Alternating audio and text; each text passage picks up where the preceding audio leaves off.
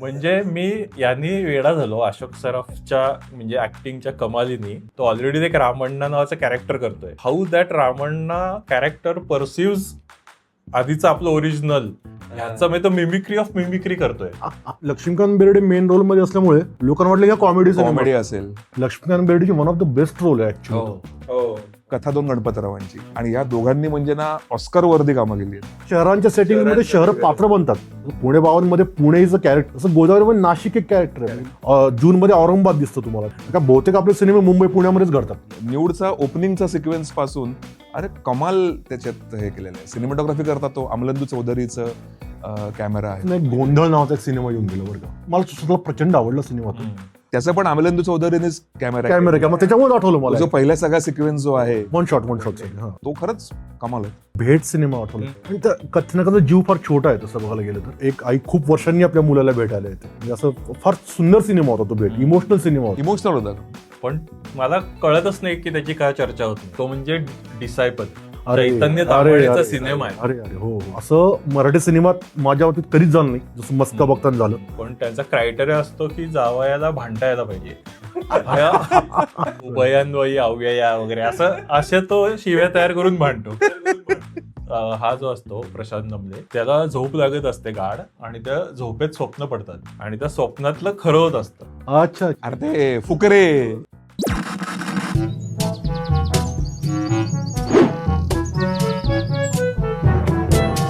नमस्कार, काथ्याकूटमध्ये आपलं स्वागत आहे.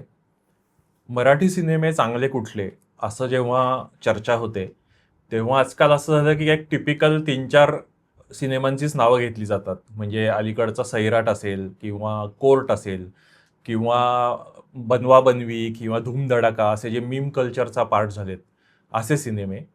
तर ह्याच काही एक ठराविक सिनेमांची चर्चा होते किंवा अगदीच गंभीर सिनेमे म्हणजे जुने एक सामना, सिंहासन वगैरे असे सिनेमे. पण याच्या पलीकडे मराठीमध्ये खूप चांगल्या आणि उत्तम सिनेमांचा खजिना आहे. बऱ्यापैकी मराठीच लोकांना माहिती नाहीये. तर आज आपण जरा त्याच्याबद्दल काथ्याकूट करूयात.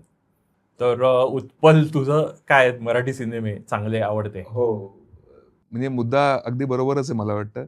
कारण टिपिकली आज मीम कल्चरचा भाग तू म्हणालास किंवा युट्यूबवरच्या रील्सचा भाग, मला असं वाटतं की आपली स्मृती आता त्याच्यातूनच जपली जाते खरं तर. आज मला 2-4 नावं आठवतात. एक मला अगदी आवर्जून नाव घ्यावं असं वाटतं, ते म्हणजे आदिश कयुस्करचा कौल. तो अमेझॉन प्राईमवरती मला वाटतं उपलब्ध आहे अजूनही. ती एक्सपेरिमेंटल फिल्म आहे असंही आपल्याला दिसेल. त्याच्याबद्दल काही कॅमेरा वर्कबाबत किंवा तांत्रिक अंगाने चर्चा होऊ शकेल, पण त्या सिनेमाचा आशय आणि त्याचा स्टोरी आणि स्टोरी टेलिंग मला अतिशय आवडलं होतं. त्यामुळे तर कौल हा सिनेमा एक असा आहे की जो मराठी प्रेक्षकांनी अगदी आवर्जून बघावा. मला एक अतिशय आवडणारा, आठवणारा सिनेमा म्हणजे कथा दोन गणपतरावांची. आणि गोगोल हा जो रशियन कथाकार होता त्याच्या एका कथेवरती आधारित सिनेमा आहे, आणि तुम्ही कदाचित बघितला असेल. गोगोल म्हणजे नेमसेक मध्ये त्याचं नाव आहे वापरलं जातं, निकोलाय गोगोल. ह्युमन बिहेवियर वरती खूप चांगला त्याच्यातनं प्रकाश पडतो त्या सिनेमातनं. आणि ते दोघंही अतिशय घट्ट मित्र, आणि ते दोघेही भांडतात.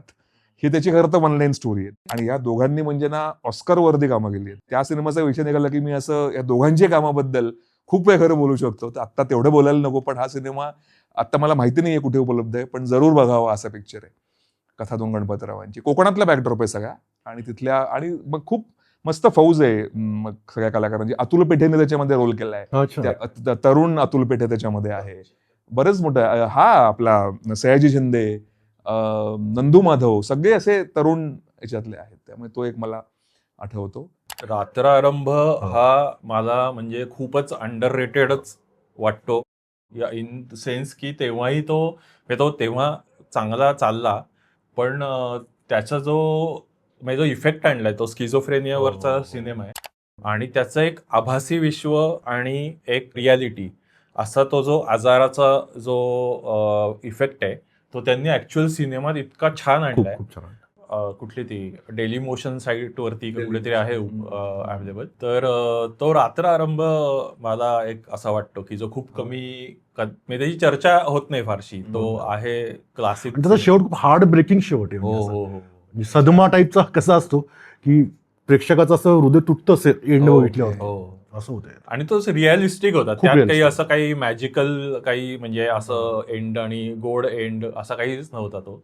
आणि दीपक शिर्केंचं काम का खूप सुंदर आहे. जबरदस्त जबरदस्त. खूप सुंदर. रात्र आरंभचा काळ हे कुठला, कारण देवराई मला वाटतं पहिला मला वाटतं 90s मध्ये चालू होता. अच्छा, देवराई त्याच्यानंतर आलेला. देवराई मला वाटतं 2000 नंतर. हो. तसा एक देवराई म्हणलास म्हणून आठवलं, वास्तुपुरुष हा जो सुमित्रा भावे आणि सुनील सुक्तनकरचा फेवरेट पैकी सिनेमा आहे. तो पण असा दुर्लक्षित वाटतो. म्हणजे त्यांच्या बाकी आत्ताचे जे आहेत सगळे हो, कासव, हो. वास्तू आणि या सगळ्यांची चर्चा होते, पण तो वास्तुपुरुषची फारशी चर्चा होत नाही. आणि अरे मला ना एका सिनेमाबद्दल आवर्जून बोलायचंय, जो खरं तर लेटेस्ट सिनेमा आहे, हा. पण मला कळतच नाही की त्याची काय चर्चा होत नाही. तो म्हणजे डिसायपल, अरे, चैतन्य अरे, तांबळेचा अरे. सिनेमा आहे. तो प्रॉब्ली पहिला इंटरनॅशनल हॉलिवूड लेवलचा तो मराठी हो, सिनेमा आहे. हो.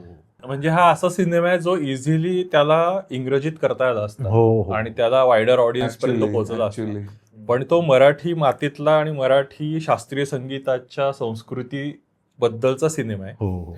पण त्याची चर्चाच होत नाही नाही कुठे. होत, नाही. म्हणजे मराठी सिनेमा म्हणजे मराठी म्हणून बघितलंच जात नाही त्याच्याकडे. असं मला काय कळत नाही. तो कोर्ट आला पण आय चर्चा- थिंक नेटफ्लिक्सवर होता, जिथे मराठी कंटेंट जवळपास नाही. हा. हा, आणि मराठीवर कमी आहे कंटेंट तसा. नेटफ्लिक्स म्हणजे ओरिजिनल यांचं US नेटफ्लिक्सने तो हायर केलेला सिनेमा, हो. जो अच्छा. इंडियातल्या नेटफ्लिक्सने नाही केला. पण तुला बघा, मला कोर्ट इतका डिसायपल आवडतो. हो. Honestly. Disciple- शास्त्रीय संगीत गायकांचे एक जग आहे ना, ते जग यापूर्वी कोणीच कॅप्चर केलं नव्हतं. हो. त्या जगातले स्ट्रगल्स तो दोन्हीचे एक्सपिरियन्स कमाल होता. फार सुंदर. आणि तो ऍक्टर अगेन तो प्रोफेशनल ऍक्टर नव्हता वाटतं. मुख्य भूमिका गायक होता तो. स्वतःच गायक होता तो. तो आणि आहे तो आता म्हणजे अजून त्याचं तो गातो म्हणजे. त्याचं फिजिकल आणि मेंटल ट्रान्सफॉर्मेशन हो. इतकं जबरदस्त दाखवलं त्याच्यामध्ये. खरंच अंडररेटेड आहे. हा, म्हणजे नेहमी गोष्ट ही एकतर खूप यशस्वी लोकांची सांगितली हो. किंवा अयशस्वी हो, लोकांची हो, सांगितली. हो. हे मधल्या लोकांसाठी काहीच नाही. खरंच ते डिसायपलनी दाखवलं की हो. मिडिओक्रसी बद्दल एक भाष्य आहे. प्रियदर्शन जाधवचा एक मस्का नावाचा सिनेमा येऊन गेला होता, जो फारसा कोणी बघितला नाही, पण तो मला प्रचंड आवडतो. तर त्याची एक थीम अशी आहे की एक मुलगी आहे आणि त्यासोबत 2 माणसं राहतात आणि तिघांची टोळी आहे, चोर आहेत ते. आणि मग ते एका श्रीमंत माणसाला फासतात, मग त्याला फसवायला जातात. त्यातून गंमत तो थोडा श्रीराम राघवनच्या झोनमध्ये जाणारा सिनेमा आहे. अच्छा. मे बी तुला किती लोकांना आवडेल मला माहित नाही, कारण त्यातनं तुम्हाला ठराविक काळानं धक्के बसत जातात खूप, जे खूप अनपेक्षित आहेत. असं मराठी सिनेमात माझ्या बाबतीत कधीच झालं नाही, जसं मस्का बघताना झालं. आणि शेवट तर म्हणजे फारच ब्लफ मास्टर झोनमध्ये जाणार शेवट आहे त्याचा. तर तो सिनेमा ना प्लीज सगळ्यांनी आवर्जून बघा. मस्का सिनेमा मला वाटतं झी5 वर आहे, म्हणजे तेव्हा होता, आता मला माहित नाही कुठे. पण प्रियदर्शन जाधवला हॅट्स ऑफ मस्कासाठी. आणि नंबर 2 म्हणजे संजय जाधवचा चेकमेट नावाचा सिनेमा जो आहे, तो मला प्रचंड आवडतो. मी थिएटरमध्ये बघितला होता तो अर्थात ओरिजिनल नाही आहे, ते एक कुठल्या तरी बाहेरच्या सिनेमावरूनच घेतलाय. कारण डिट्टो त्या स्टोरी लाईनवर एक फरदीन खानचा एक सिनेमा होता, ती स्टोरी लाईन. म्हणजे संजय नार्वेकरच्या रोलमध्ये के मेनन होता, स्वप्नील जोशीच्या रोलमध्ये इकडे फरदीन होता, असं ते तोच सिनेमा. त्यांचं प्रेरणास्थान बहुतेक बाहेर आहे कुठेतरी, पण स्टील तो मला सिनेमा खूप आवडतो. ओके. चेकमेटनी तेव्हा ह्या सगळ्या सिनेमांचं महत्व म्हणजे त्याची स्टोरी लाईन किंवा ह्याच्यापेक्षा ते धाडसच खूप हो. की एक असा थ्रिलर सिनेमा आहे हो. जो एक आपण करू शकतो मराठीमध्ये. आणि तो बऱ्यापैकी स्टायलाइज सिनेमा होता, स्टायलाइज करू. ज्याच्यात पहिल्यांदा मला असं वाटतंय की कलर पॅलेट वगैरेचा विचार हो, करून हो. व्यवस्थित केलेला तो सिनेमा होता. त्यातलं गाणं खूप गाजलं हो, अजय हो. अतुलचं. तर आणि त्याचं एडिटिंग पण फास्ट पेस हो. एडिटिंग आहे, जसं हो. म्हणजे अब्बास मस्तानच्या सिनेमाचं कसं आपण आता बघतोय, फटाफट कट्स होत राहतात. तो एक फार महत्वाचा व्हिज्युअली factor त्याचं आहे. इव्हन लाईटिंग खूप वेगळं होतं हो. त्या सिनेमाचं. हो. तो असा एक वेगळा लक्षात राहणारा सिनेमा. आणि सगळे कॅरेक्टर्स ग्रे होते. ते एक जे मराठी सिनेमात फार रेअरली होतं. हो. मराठी सिनेमात एक तर काळे नाही तर पांढरे पात्र असतात. इथं सगळेजण ग्रे आहेत. म्हणजे कोण वाईट आहे कोण चांगला आहे तुम्हाला हो. शेवटपर्यंत क्लिअर नाही तो होत. असं नॉर हा नॉर एक्झॅक्टली. लाइटिंगचं तुम्हाला मला एक नाही, तो विस्फोरित गेलेला नाहीये, पण त्याच्या तांत्रिक सिनेमॅटोग्राफी बाबत मला भयंकर आदर आहे. म्हणजे न्यूड हा सिनेमा तुम्ही बघितलाय का? न्यूडचा ओपनिंगचा सिक्वेन्स पासून अरे कमाल त्याच्यात हे केलेलं आहे. सिनेमॅटोग्राफी करता तो अमलंदू चौधरीचं कॅमेरा आहे तो, अरे अप्रतिम. आणि जे स्कूलमधलं त्याचा हे आहे ना, जे स्कूलमध्ये शिकणारी मुलं आणि न्यूड मॉडेल बसलेली आहे आणि ते पेंट करतायत, तर ते चित्र चित्रकला या विषयाला न्याय देईल असं त्याचं सिनेमॅटोग्राफी आहे म्हणजे. आणि इतके अरे सुंदर त्याच्यातले सिक्वेन्सेस आहेत म्हणजे मला असं तो त्याच्याकरता म्हणून तो सिनेमा आवर्जून बघावा असा आहे. गोंधळ नावाचा एक सिनेमा येऊन गेला बरं का, मला स्वतःला प्रचंड आवडला सिनेमा तो. हम्म. आणि त्याला तो त्याचा ड्यू फारसा नाही मिळाला असं मला फार ऑनेस्टली वाटतं. हा, गोंधळाची तेवढी हे झाली नाही. नाही झाली. त्याचं पण अमलेंदू चौधरीनेच कॅमेरा कॅमेरा त्याच्यामुळे आठवलं मला जो पहिला सगळा सिक्वेन्स जो आहे वन शॉट हा. तो खरंच कमाल होता. अजून अरे मला मी असे खूप कॉमेडी सिनेमे पण वाटतात. हा. आता हे जे लक्ष्मीकांत बेर्डे, अशोक सराफची जी लाट होती, तर त्याच्यामध्ये खूप सिनेमे आलेत. म्हणजे जवळजवळ त्यांनी एकत्र 50-1 सिनेमे तर आरामात केले असतील. त्याच्यामध्ये अरे खूप हे ठरलेले बनवाबनवी किंवा आपला धूमधडाका, थरथराट, हा असे जे फक्त जे सचिन आणि महेश कोठारेंचे कोठारे, सिनेमे हा. आहेत, त्याची खूप चर्चा होते. पण त्याच्या व्यतिरिक्त पण असे खूप सुंदर म्हणजे खूप क्रेझी कॉमेडी सिनेमे होते जे मला प्रचंड आवडतात आणि मी ते कधी लागलं तरी बघतो. उदाहरणार्थ एक अफलातून नावाचा सिनेमा आहे. ती डॉनची स्टोरी आहे आपली, की लक्ष्याचा डबल रोल आहे आणि मग ते इंटरचेंज करतात वगैरे. अच्छा. आणि अशोक सराफ हा हवालदार असतो आणि त्यात म्हणजे त्यात लक्ष्मीकांत बेर्डेचं प्रोफेशन काय असतं की वॉन्टेड जे गुंड असतात त्यांना शोधणे आणि त्याचं बक्षीस मिळवणे. हा, हे त्याचं हे त्याचं करिअर गोलच असतं त्याचं. म्हणजे त्यांनी दुसरं काहीच ठरवलेलं नसतं आयुष्यात. तो आणि त्याच्या शोधात असतो की आता हा वॉन्टेड आहे का, मग आता ह्याला शोधायचं आणि काय त्याला काही स्ट्रॅटेजी नाही. तर असा मग तो त्यांच्या संपर्कात येतो वगैरे आणि मग ते अशी सगळी ती आहे कॉमेडी. पण त्यात हिलेरियस सीन आहेत काही की एक लाफिंग गॅस नावाची गोष्ट काढली त्यांनी आणि तो लाफिंग गॅस बॉम्ब फोडून बँक लुटतात एक काही चोर आणि त्याचं इन्व्हेस्टिगेशन करायला पोलीस येतात. तर हे सगळे हसत हसत चालले असे वाटेल ते सीन. त्यामुळे असे एक आहेत का कुठं अवेलेबल आहे, हे सगळे युट्यूबवर आहेत. छक्के पंजे नावाचा सिनेमा आहे जो दिलीप प्रभावळकर, अशोक सराफ आणि मच्छिंद्र कांबळी असा आहे. त्याच्यात ते कॅरेक्टर्स मला ते कॅरेक्टरायझेशन असं हे होतं की त्या आत्माराम भेंडे आणि श्रीराम लागू असे दोघं असतात आणि आत्माराम भेंडेची मुलगी असते जिचं लग्न करायचं असतं, पण त्यांचा क्रायटेरिया असतो की जावयाला भांडायला पाहिजे. हा त्याचा क्रायटेरिया असतो आणि हा इंटरेस्टेड असतो आपला दिलीप प्रभावळकर. पण दिलीप प्रभावळकर हा व्याकरणाचा PhD असतो, मराठी व्याकरणाचा PhD, आणि त्याला काहीच त्याला बोलताच येत नसतं.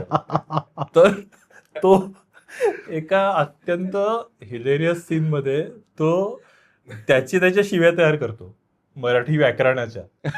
तुझ्या सकर्मकाचा आकर्मक करीन, सॉलिड सकर्मकाचा आकर्मक, उभयान्वयी अव्यया वगैरे असे तो शिव्या तयार करून मांडतो. असे काहीही प्लॉट आहेत. म्हणजे मला ह्याचं खूप भारी वाटतं की ह्या प्लॉट्स, त्याचे कॅरेक्टर्स हे इतके फनी आहेत ना या सगळ्या याच्यामध्ये.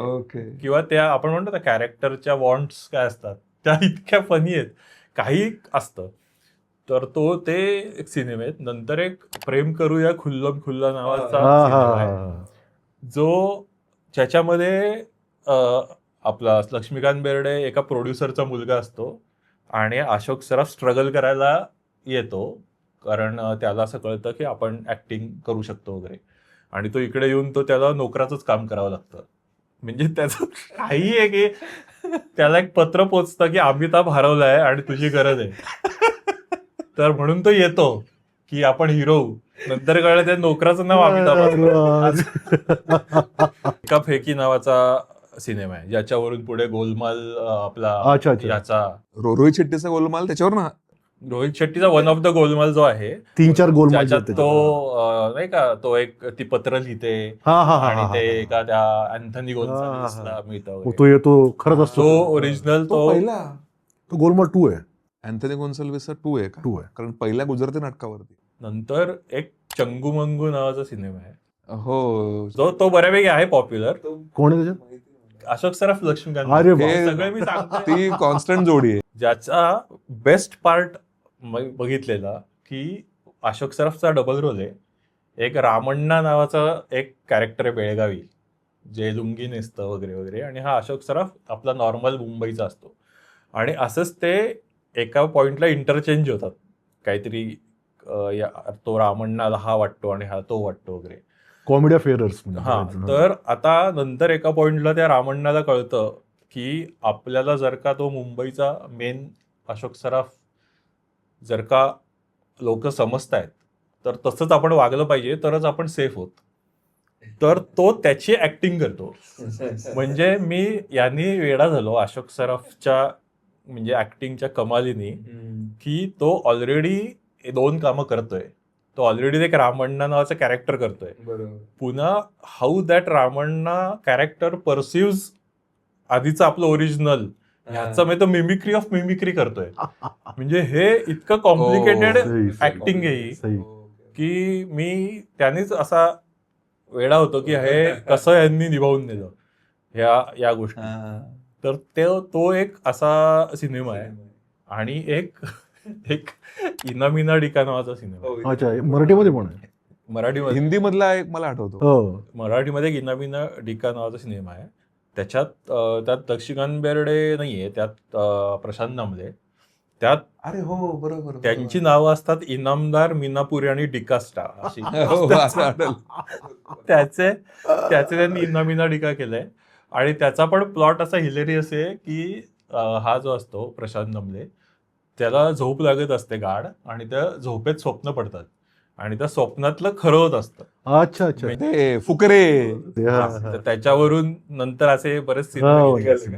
तर त्याच्यात मग तो ते असं प्लॅन करतो, तो डिकास्टा व्हिलन सुधीर जोशी असतो, तो प्लॅन करतो की ह्याला असं पैसे दाखवायचे झोपायच्या आधी, म्हणजे ते ह्याला स्वप्न पडेल पैशांचं, आणि मग आपण तोपर्यंत खरेदी करायची वगैरे असं काय काय. आणि या कॉमेडी सिनेमांचे जे प्लॉट्स आहेत ना, हे हिलेरियस होते. त्याचं जे रायटिंग होतं ना, सिरियसली, आता यातले काय ओरिजिनल असतील किंवा काय इन्स्पायर्ड असतील माहित नाही, असे अरे खूप सिनेमे आहेत. हिडन जेम्स म्हणते. मी तेच म्हणणार होतो, हे म्हणजे हिडन जेम्स म्हणते. कॉमेडी मधले हिडन जेम्स आहेत. पण ते फार हिलेरियस होते. फारच नवीन नावं गली गंधर्वमुळे आज. म्हणजे काही नावं अशी थोडीशी कानावरती गेली होती, पण इतकं माहित नव्हतं. मला म्हणजे ह्याच्या पण पलीकडे अजून खूप सिनेमे आहेत अशोक सराफ, लक्ष्मीकांत बेर्डे या दोघांचे. पण ते एक धमाल बाबल्या गणप्याची नावाचा, असे कॉमेडी सिनेमे त्या दोघांच्या लाटेतले खूप आहेत. तुझ्या वाचून कर्मेना नावाचा सिनेमा आहे, त्यातली गाणी फेमस झाली होती.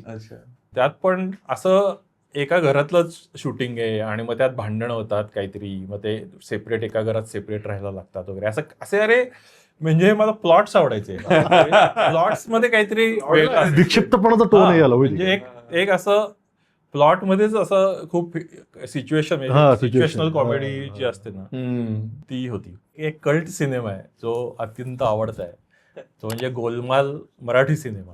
गोलमाल मराठी. अरे हो, जितेंद्र जोशी वगैरे आहेत त्याच्यामध्ये, आणि अमृता खानविलकर वगैरे आहे. गोलमाल कोणी केलाय? डिरेक्टर कोण आहे?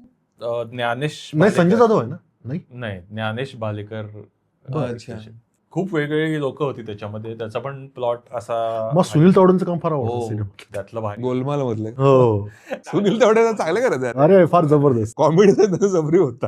त्याचे डायलॉग्स आणि त्याचे सीन्स असे खूप हिट झाले. भरत जाधव असतो त्याच्यात. तर तो भरत जाधव हा एक कोल्हापूर मधला प्रचंड धनिक माणूस म्हणून असा इंट्रोड्यूस होतो, आणि नंतर इव्हेंच्युअली कळतं की तो एका ढाब्यामध्ये वेटर आहे. आणि ते ट्रान्झिशन जे काही दाखवलंय ना, तो सीन इतका भारी केलाय त्यांनी की तो एक गोष्ट त्याची एक गोष्ट उतरत जाते अशी. त्याच्या आधी तो मर्सिडीज मधनं चाललेला असतो, ती मर्सिडीज पार्क करून मग साध्या गाडीत जातो, मग कपडे काढून ठेवतो, मग ते असं करत तो एखाद्या ढाब्यापर्यंत पोहोचतात, आणि आपल्याला वाटतं की आता इथं तो जेवायला आलाय.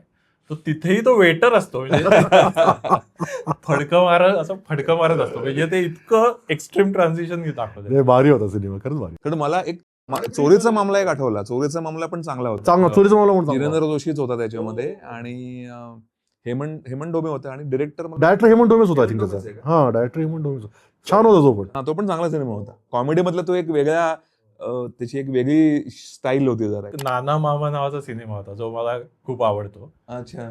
तर तो असंच क्रेझी कॉमेडी आहेत हे सगळे. म्हणजे याला काय असं काही फार लॉजिक बिजिक काही प्रकार असं. नाहीये. पण तसा तो होता. एक जुना मेसेज लाईट कॉमेडीमध्ये नाही का, एक लपंडाव नावाचा सिनेमा होता. अच्छा. अजिंक्य देव, अशोक सराफ, रेमाल, ते पत्रांची आदला बदल त्या थीम वरती आहे तो लपंडाव. तो पण श्रावणी दर्जा आहे. म्हणजे तरुणांना लिहिलेलं पत्र असतं. तर ते प्रौढांमध्ये त्याच्या वरच्या पिढीमध्ये ते असं वाटतं की हिनी याला लिहिलं. असं ते 4 हे आहेत आणि त्यांचं क्रॉस पत्र असं. मला म्हणजे आता हे तर कॉमेडी झालं. मला एक दुसरा सिनेमा आठवला आता, तो जब्बार पटेलांचं खूप मोठं नाव आहे मराठी फिल्म इंडस्ट्रीमधलं, आणि सामना सिंहासन आणि उंबरठा हे त्यांची नावं बरेचदा घेतली जातात. आणि ते खरोखरीच एक असे पाथ ब्रेकिंग मूवीज म्हणून त्या खरोखरीच होत्या. पण मुक्ता म्हणून त्यांचा जो सिनेमा आहे त्याच्याबद्दल फारसं आपण बोलत नाही. अतिशय सुंदर सिनेमा आहे. आणि मुक्ता ह्या सिनेमाने तो काळ, त्या काळाचा महिमा म्हणावा लागेल, की त्यावेळेला कास्टिझम, जात हा विषय केंद्रस्थानी ठेवून त्याच्याबद्दल व्यवस्थित त्याच्यात चर्चा घडवून आणलेली आहे त्या सगळ्या कॅरेक्टर्सच्या थ्रू. सोनाली कुलकर्णीचा तो पहिला सिनेमा होता, सोनाली कुलकर्णीचा. अविनाश नारकर आहे आणि विक्रम गोखले, आणि तुम्हाला तुम्ही तो बघितलाय मला. हो, हो हो हो. त्यातला सर्वात जो हार्ड हिटिंग भाग आहे तो शेवटचा श्रीराम लागूंचा जो मोनोलॉग आहे तो फार सुंदर होता. आणि एकूणच म्हणजे महाराष्ट्रातलं त्यावेळेचं ढवळून निघणारं वातावरण आणि त्याच्यावरची एक कॉमेंट्री म्हणून तो सिनेमा बघण्यासारखा आहे अतिशय. त्या सिनेमाचं मला गाणी काय सुंदर गाणी होती, काय. अप्रतिम गाणी. आनंद मोळकरांचं म्युझिक होतं, महानोरांचं लिरिक्स होते, काय सुंदर गाणी. मुक्तामध्ये बाय द वे मल्लिका अमर शेखचं एक गाणं फार सुंदर, तू तलम अग्नीची पात, फार सुंदर गाणं होतं ते. मी बाकी मला वाटतं महानोरांची आहेत. त्यात नामदेव ढसाळांची कविता रक्तात पेटलेल्या अग्नीत सूर्यानो, हा ते त्याची कविता तो वाचून दाखवतो. त्यातलं म्हणजे त्यांनी आपल्या इथलं कास्टिझम आणि अमेरिकेतलं रेसिझम करेक्ट, असं पण एक त्यांनी करायचा त्यांनी प्रयत्न तिथला एक तिचा मित्र येतो, ब्लॅक मित्र एक तिकडनं येतो, आणि असं जो पर्स्पेक्टिव्ह त्यांनी ऍड केलाय. आणि ते तू जसं म्हणलास श्रीराम लागू आणि तो जो ब्लॅक मित्र असतात ते वारीला जातात ते एकत्र, आणि ते एका पॉइंटला त्याला विठ्ठलासारखं बघायला लागतं असं दाखवलं. इतकं भारी सिम्बॉल्स आणि हे होते. किंवा त्यातला मला मुक्ताच मधलं मला आठवतं की ही एक पॉलिटिकल मोठी फॅमिली आहे. हा, म्हणजे डॉक्टर लागू त्याचे हेड ऑफ द फॅमिली, आणि त्यांची मुलं आता तो प्रशांत सुभेदार आता मोठ्या मंत्रिपदावर आहे वगैरे. हा, अशी खूप मोठी पॉलिटिकल फॅमिली आहे. आणि त्यातनं विक्रम गोखले हा थोडासा सेपरेट झालेला, तो कवी आहे, तो कवी आहे, आणि त्याची ही मुलगी आहे सोनाली कुलकर्णी. आणि ह्या सगळ्या फॅमिलीच्या पॉलिटिक्स पेक्षा व्यतिरिक्त म्हणजे त्याला थोडंसं न जुमानता काही करायची इच्छा आहे सोनाली कुलकर्णीला. तर हा असा एक सीन होतो की ज्याच्यामध्ये ते चर्चा करतात की सोनाली कुलकर्णी आणि विक्रम गोखले की आपण एका परिवाराचा मोठा भाग आहोत वगैरे वगैरे, पण आपण तरी सुद्धा एक इंडिव्हिज्युअलिटी आहे आणि आमचा तुला सपोर्ट असेल वगैरे वगैरे, पण आपण ही नाती तोडू शकत नाही कारण हे परिवार महत्वाचा आहे वगैरे वगैरे. आणि हे सगळं होतं एका प्रचंड मोठ्या वटवृक्षाच्या सावलीमध्ये.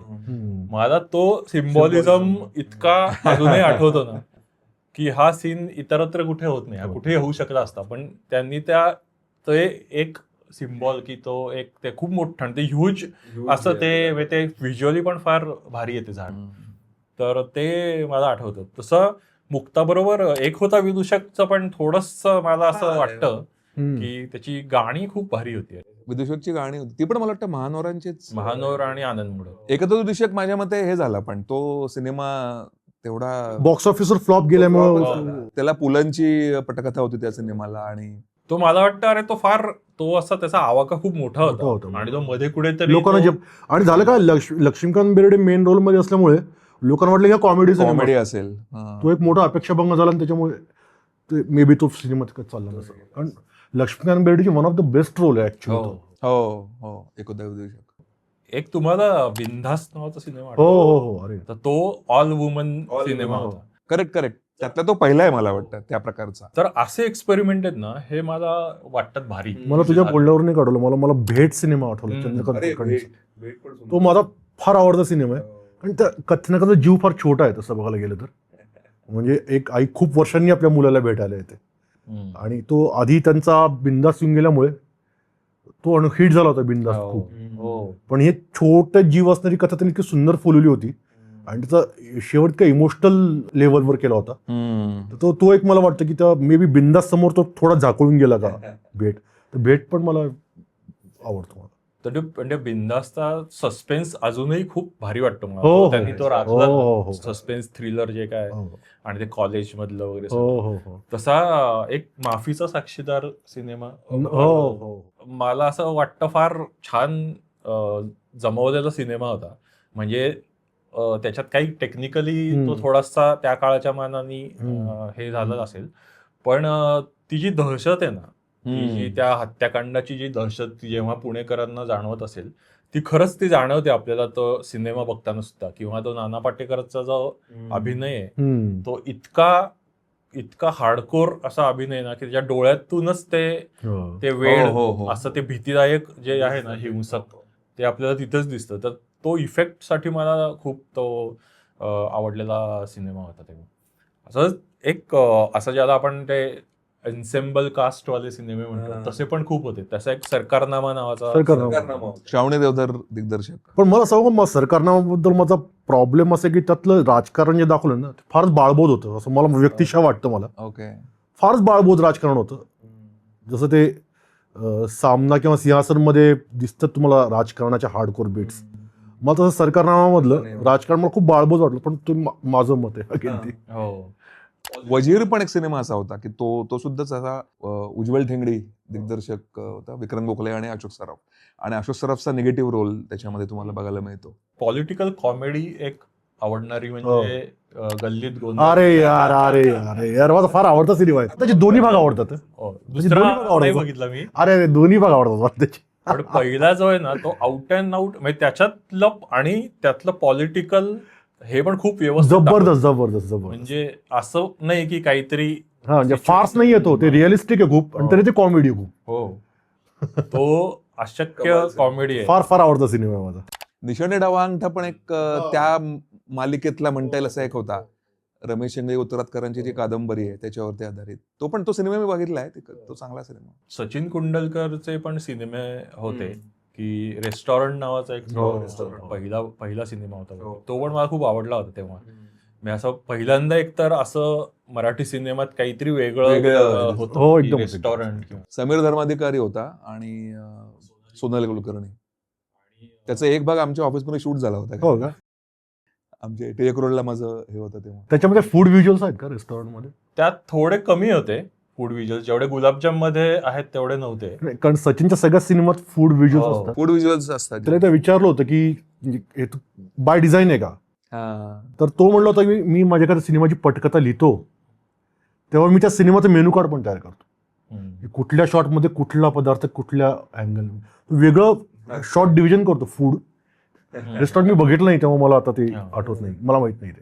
त्यात असा प्लॉट आहे की ते जुनं म्हणजे अबॅन्डन्ड असं ते जागा असते आणि मग तिथे ती पुन्हा येते आणि ते रेस्टॉरंट चालवायला स्ट्रगल करते वगैरे असं. तर ह्या स्टोरीज तेव्हा मराठीमध्ये तो कुठला आहे? तो ज्वेलर फॅमिली असते अँड सन्स, राजवाडे सन्स. मला प्रचंड आवडता सिनेमा. तो ना खूप वेगळ्या पातळीवर वर्क का झाला माझ्यासाठी की पुण्यातली जानीमानी फॅमिली आहे पण त्यांना पुण्याच्या पलीकडे त्यांना कोणीच ओळखत नसतं. आणि त्या घरातले जे पुढचे वारसदार आहेत सगळे 4-5 जी पुढची जनरेशन त्यांच्यापैकी कोणालाच त्यांच्या प्रोफेशनमध्ये इंटरेस्ट नाही. सगळ्यांना मुंबईला जायचंय, त्यांना पुण्यात राहण्यात इंटरेस्ट नाहीये. आणि हे राजवाडी फॅमिली जी आहे ती आता मेन शहरातून उपनगरात शिफ्ट होते पुण्यातला. तो त्यांनी शिफ्ट फार छान घेतलाय की प्रॉपर पुणेकर असून मग ते कोथरूड जागेत राहिले येतात. तर तो चेंज एकूणच काळ कसा बदलत चाललाय, बिझनेस कसा बदलत चाललाय ते फार राजवाडी संस्मध्ये फार सुंदर. हा बदल माझ्या मते पुणे 52 मध्ये फार चांगला येतो. म्हणजे 90s मधला जो फरक पडला ना ह्याच्यानंतर इकॉनॉमिक लिबरलायझेशन नंतर पुण्यातला बदल त्याने खूप चांगला दाखवला. शहरांच्या सेटिंग मध्ये शहर पात्र बनतात. पुणे 52 मध्ये पुणेचं कॅरेक्टर पुणे एक हे होतं कॅरेक्टर. मला निखिलचा गोदावरी सिनेमा मला खूप आवडतो. गोदावरी पण छान होता. पुणे बावन पुण्यात झाला, गोदावरीची स्टोरी नाशिकमध्ये घडते, रावसाहेब तो चंद्रपूरमध्ये घडतोय, जून सिनेमा जो होता तो औरंगाबादमध्ये घडतोय. तसं गोदावरीमध्ये नाशिक एक कॅरेक्टर आहे, म्हणजे नाशिकचे घाट, गल्ली बोळ, ते घरं, जुनं नाशिक. जून मध्ये औरंगाबाद दिसतं तुम्हाला, ते एकदमच हे झालंय. तर ते थोडं मस्त आहे त्याच्या शहरांचे सेटिंग्स. का बहुतेक आपले सिनेमे मुंबई पुण्यामध्येच घडतात. मला अमोल पालेकरांचा कैरी सिनेमा पण मला खूप आवडतो. हो रे, कैरी हा एक छान सिनेमा होता फार. कमाल सिनेमा. त्यांच्या बाकीच्या सिनेमात त्याचं नाव सहसा फारसं कोणी घेत नाही. कैरीचं नाव अगदी ती कथा निवडणं सिनेमासाठी हीच एक फार मोठी गोष्ट होती, कारण व्हिज्युअली ती उतरवणं गोष्ट एका 2 तासाच्या फिल्ममध्ये. त्याच्यामध्ये त्यांनी फक्त एक बदल केला, तो मुलगी केली होती मुलाच्या जागी, आणि त्याच्याबद्दल बरीच चर्चा पण झाली होती त्याच्याबद्दल. पण ते मला नाही खटकलं, मला फार आवडलं होतं ऍक्च्युली. तसा ध्यास पर्व होता. तो ध्यास पर्व एक असा तेव्हा त्या काळचा उत्तम बायोपिक biopic होता फार असं मला उत्तम, फार वाटतं. उत्तम. ते आता त्यानंतर खूप बायोपिक आले, पण तो लक्षात राहण्यासारखा बायोपिक नक्कीच होता, आणि तो आहे उपलब्ध युट्यूबवरती, आय थिंक कुठल्या तरी याच्यावरती, सिनेमाच्या चॅनल याच्यावरती. सो एनिवे, मला वाटतं खूपच नावं निघाली आणि बऱ्याच सिनेमांबद्दल बोललं गेलं, उजळणी झाली बऱ्याच सिनेमांची. हे सगळे सिनेमे कुठे ना कुठेतरी येऊ शकतील आपल्याला. जरूर बघा हे सिनेमे, आणि तुमच्या मनामध्ये अशी काही नावं असतील की जे आता थोडेसे विस्मृतीमध्ये गेलेले आहेत, ज्यांच्याबद्दल फारसं बोललं जात नाही, तर अशी नावं आम्हाला कॉमेंट सेक्शनमध्ये जरूर सांगा. काथ्याकूटचे एपिसोड तुम्हाला कसे वाटतायत हे पण आम्हाला सांगा. आमच्या चॅनलला सबस्क्राईब करा, व्हिडिओ शेअर करा, आणि पुन्हा भेटूयात नवीन एपिसोडसह. थँक्यू.